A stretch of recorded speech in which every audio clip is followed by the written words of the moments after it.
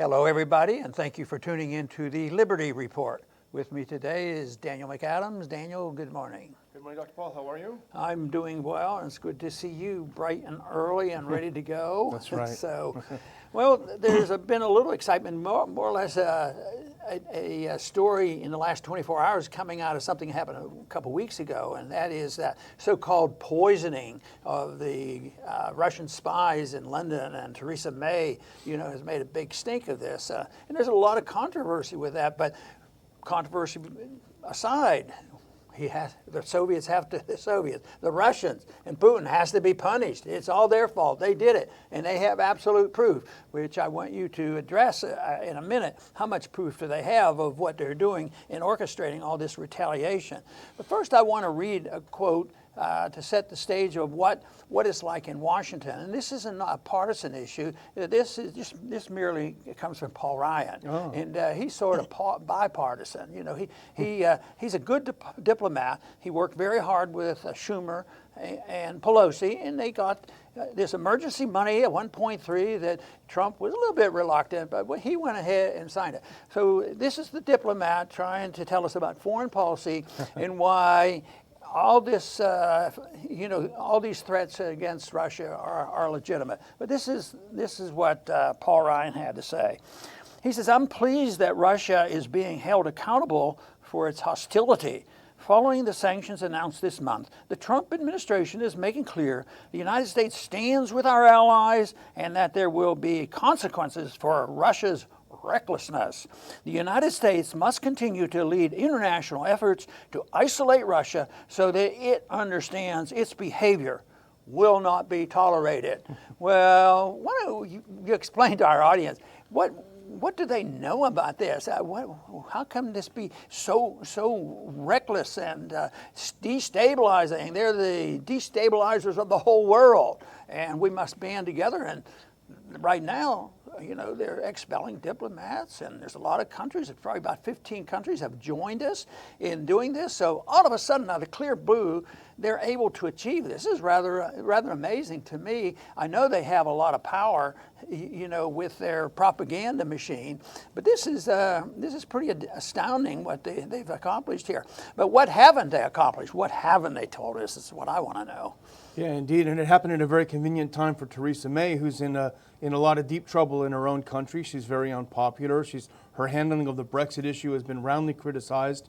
Now all of a sudden she's seen as a defender against the pesky Russians. But there are a few questions that we would have, aside from the other ones that we'll get into. First of all, is about motive too. The Russians already let this guy go. They had him in jail. They let him go in 2010. If he was such a big threat, why would they have let him go in the first place? What was the benefit of killing him? He was an ex-agent. He had nothing left to talk about. It's the same issue that we talk about when they say that Assad gassed his own people. Well, why would he do it? What did Putin have to gain to do such a public execution of a totally worthless former spy? What is there to gain unless Putin is just crazy or nuts? Or like Assad, just loves killing people, Yeah, and the way I understand it, they have absolutely no evidence to really pin this on the Russians. And that doesn't mean that we know what really went on. Yeah. I don't think anybody knows. Somebody knows the person who perpetuated. But indeed, as we hint in the title of this, another false flagger. They're using this as an excuse to do something they wanted to do all along.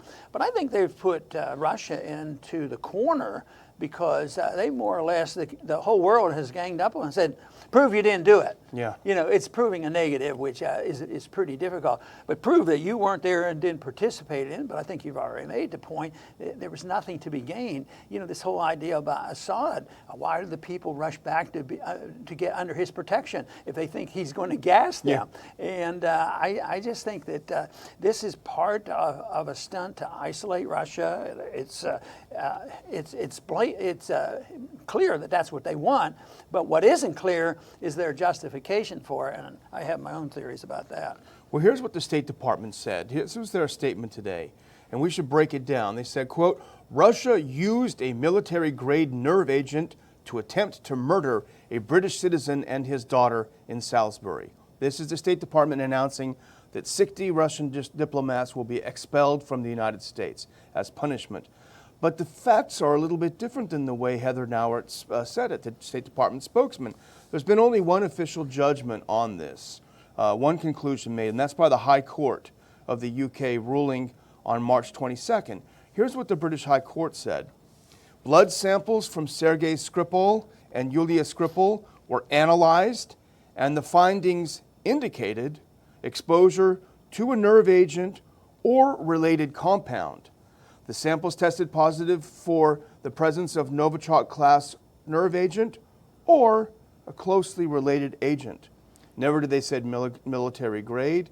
They didn't even say that it was a nerve agent. It could be a related compound. There's nothing in the evidence that we've seen presented by the courts that indicate what the State Department said is true. And they're in a position to be the prosecutors. So the prosecutor has to prove what they're saying. But they're just saying it and they get away with it. And NATO countries all get together. This is a battle between NATO and Russia. It's been going on a long time, even though, peace broke out for a while and there's been trading. Even Europe still gets gas from Russia. Things did get much better. But now there's an interest in the world that really, really is working hard to make sure that NATO and Russia keeps fighting each other and have this conflict. To me, it's sort of almost in the spirit of the new appointees, although they're not in office yet. The spirit of Bolton and, of course, Haley's around and Pompeo and Haspel. I mean, all these people are a lot more aggressive than even those people that we complained about back in the Bush regime and even under Obama that did some of this stuff. But this is really symbolically something else. But I guess time will tell, what policy is going to be like in a year from now or two, whether this spirit of aggressiveness and attack will continue. At the Ron Paul Institute website, we put up a piece by Rob Slane, who's a UK investigative writer, and he had a great article, simply 30 questions that I have about this Skripal case.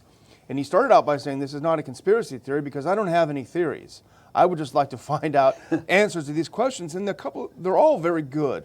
But if I can just go over a couple of them, how about an update on the condition of the Skripals? We have no idea where they are, how they're doing, what's happening with them. We're told that this agent they were hit with is 8 times more toxic than VX nerve agent. So why weren't they killed instantly? They said they came through their car, through the air conditioning. Why weren't they killed? Why was no one killed? Where are the others? And how many others were taken ill? The UK public health authorities told people in the area they should wipe down their electronic devices with baby wipes. Is that the new treatment for nerve agents, baby wipes? There are many others. Why do they refuse to provide Russia with samples of the blood? That's part of the Chemical Weapons Convention that they should have done that. What are they afraid of? Of a type developed by Russia.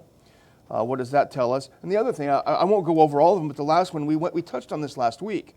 What about Pablo Miller? He was Skripal's MI6 handler when Skripal was a double agent working for the Russians and the Americans. Reported by the Telegraph UK, major newspaper, and other places, that Miller was very close to Christopher Steele. Why is nobody looking at this angle? So there are many others, but these are just a few good ones, and I would encourage our readers to have a look at this article on our site. Well, it's a great article, and they should pay attention to it, but I'm predicting that we're not going to get the answers. I used to go to the House floor sometime and ask a few questions, and we usually never got the answer. But I want to mention something that's going on right now that seems to be maybe a coincidence, but I don't think it's a coincidence. And that's what's going on in the financial markets and the dollar market. And we do know, and we've talked about it, and others have talked about it, it's not just us, talking about, Gaddafi got into trouble and Saddam Hussein got into trouble because they dared to challenge the supremacy of the dollar hegemony, especially with the use of the dollar in buying and selling oil, the petrodollar. And right now the dollar is weak. It got much weaker today, and it's a challenge. But it's also today that the Petro-Yuan came into existence, and as reported on Zero Hedge, they said it was unbelievably successful. There were like $10 billion worth of trade in notional contracts on oil. And now we're out there prodding Russia into who knows what, because there's no substance to the challenges. At the same time, I think this could really backfire on. The dollar is down. This is going to be backfired. Russia will have a greater incentive to work with the Petro-Yuan and with China, and then with us pestering China like we are on trade war. It's interesting that they soften. Today, the United States, have softened their aggressiveness for the trade war. So they think, well, that'll help out, and the stock market went up for that reason. But it's sort of designed, I think, to keep people, off balance. But I think there's something going on here. Tomorrow or the next day we're going to see, and it'll take weeks. I mean, you don't turn off a reserve currency and the next day everybody, okay, we're all going to use Petro-Yuan. That doesn't work that way. But within weeks or months, the oil price is up, significantly in the last month, and the dollar's down. Gold has been up. So it is a reflection of the the difficulties in the international financial world. So, and I think it's interesting. If it's a coincidence, it's still very interesting. But I don't think it is so interesting that Petro-Yuan was announced today. We always wonder about incompetence or evil. I wonder, it's almost as if they want this to happen. Everything they do is pushing the dollar out of reserve currency status, isn't it? One time, a person that was sort of into conspiracy, and I was challenging him. I said, "They're just stupid," and they said, "No, it wouldn't happen so nice and clean and so consistently." So all their stupidity seemed to them as being very consistent, and that is the whole thing. Why would they do it if it's consistently stupid unless they had some ulterior motives? And I think that's what. Sort of my rationalization when I look at the success of the cultural Marxists in this country. It's just that nobody could be this dumb to go along with all this social chaos unless somebody had a goal. And the only goal I can see is the goal of the cultural Marxists to have a discord in order to promote their causes. And I think it's oftentimes these kinds of foreign affairs actions are multiplicity of factors that lead to action. I think there's a great point to be made for the financial aspect. I think another big thing on the horizon, and if I were to offer my theory as to one of the major reasons why we're seeing this move against Russia and backing May and Johnson, the UK government really backing them to the hilt on this, the US has got to know that this is pretty threadbare. But I think it all has to do with next month, or in May, when the U.S. is expected to officially decertify the Iran deal. Because the big question that the whole world is asking, what will Europe do if the U.S. pulls out of the deal? Will the Europeans stick with Iran and continue doing trading, which is being very profitable, especially to Germany? Or will the U.S. say, forget about our economies, we're going to go along with our great partner, the U.S., and isolate Iran? You've got incoming John Bolton, Pompeo, everyone who is very, very much looking for a battle with Iran. And you have the U.S. now inexplicably lining up behind Theresa May in the UK and the EU. I just wonder if there's some kind of a quid pro quo in here. Well, in the meantime, one unintended consequence is the breakdown of the trade that does exist between Russia and Europe. And, a pipeline is very much involved in Syria about how you pipe gas and oil through. But Ukraine, that's another thing.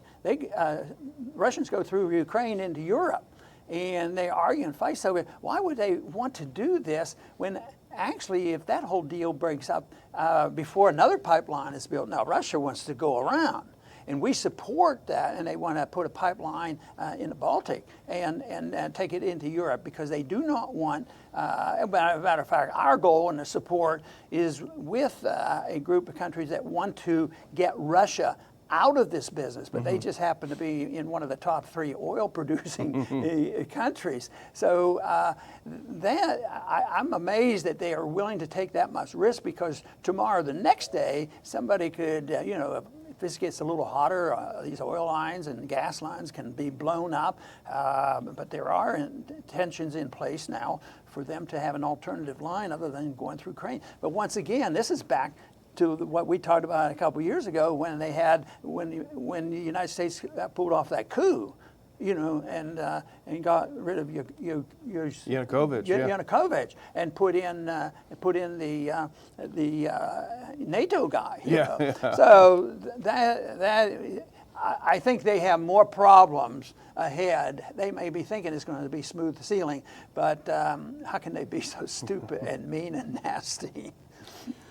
Well, I would just end, if I can, unless we've got some more, I would just end by saying this is another example, this is another argument to come visit us next month in Charleston, South Carolina, at our conference. In fact, we're planning on having Jacob Hornberger and Richard Ebeling on our show, and the four of us will have kind of a pre-conference chat sometime this week.